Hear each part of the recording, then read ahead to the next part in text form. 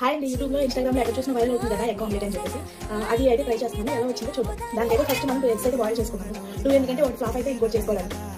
దీన్ని బాయిల్ చేద్దాం. ఎగ్స్ ఒక 3 ఎగ్స్, ఒక ఆనియన్, ఒక పచ్చిమిర్చి, 2 పచ్చిమిర్చి ఇది డైరెక్ట్ గా కలిపేసి మిక్స్ చేసి వేద్దాము. ఎలా వచ్చిందో చూద్దాం. కట్ చేసుకున్నాము. ఇంకా ఇప్పుడు మామూలుగా సాల్ట్, ఉప్పు వేసుకోవాలి. సాల్ట్